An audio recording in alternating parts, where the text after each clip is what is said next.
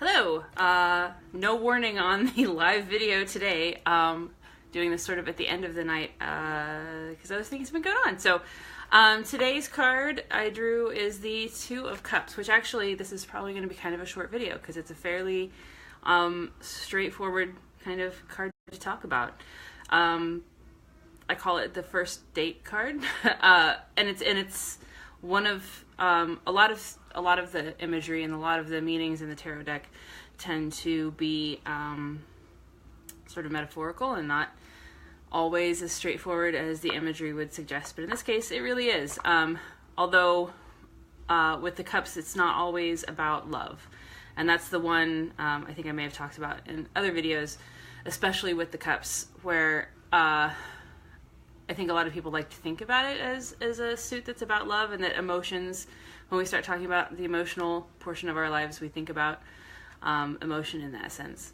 But only, and I even hesitate to use the word happiness, but I think that both of those are associated with this suit because we've sort of been conditioned to think of positive emotions only in terms of that kind of feeling. And what it really is about contentment. And in this case, the Two of Cups is really about finding that connection, finding that thing that you're falling in love with. And it could be a person, and absolutely could be a relationship. But it could also be sort of a relationship with something, some pursuit, some passion, some activity, something. But it's not like the Lover's card where you're connecting with something that's inside of you or finding that missing piece of yourself. This is just something that that makes you really happy. So this is one of the few cards where I like to use the words love and happy. So I usually go through all of the questions in the Tarot Reader's Resource Workbook. But in this case, I mean, it's kind of straightforward, and in the sense that, I mean, this would be, the love at first sight kind of movies and love songs, of which there are a bazillion, and I'm not overly fond of most of them. Don't like the chick flick kind of things, but it's that sort of sense. It's that moment where you fall in love with something or someone. Reverse though, it's I think the unrequited love card. It's the person that you feel very strongly for that doesn't feel that back, or the thing that you think is really attractive, something that would make you really happy, but that isn't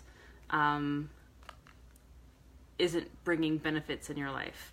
So you want it to be good, and you feel that feeling that feels like love and happiness and potential, and it doesn't come to pass. There's actually a really interesting book that I read recently that I don't have with me, but it was called Subliminal, and it talked about our sort of all of the kind of subconscious and how it controls what we do. And there was a really interesting part in there about how the physical symptoms of emotions, we often mistake them from, humans in general are very bad at differentiating the feeling from the cause of the feeling. So, for instance, they did an experiment where they put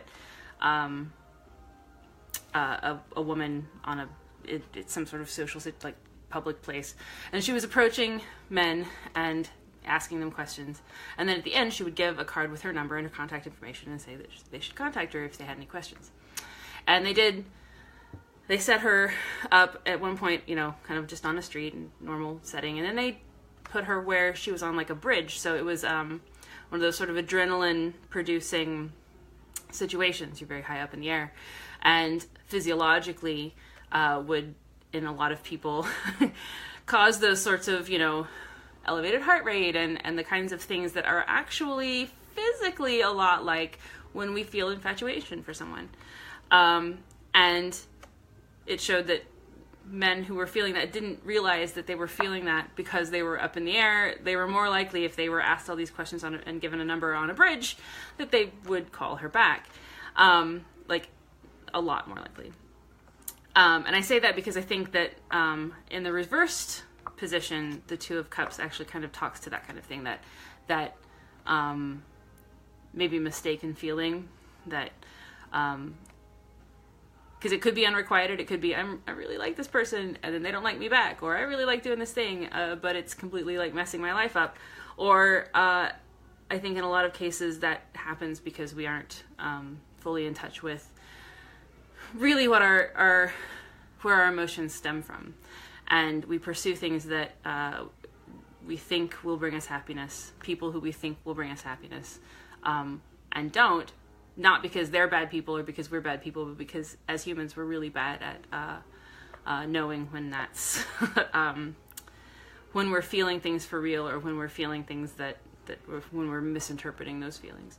So kind of a good barometer in a reading, whether or not you're actually sort of on the right track with something like that.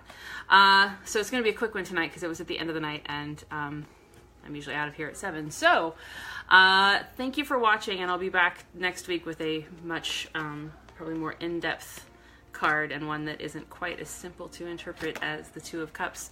And if you have any questions or comments, or even actually if you'd like me to talk about a certain card, comment or drop me a line and I will put that in rotation. They don't have to all be random. So I will see you next week. Thank you for watching.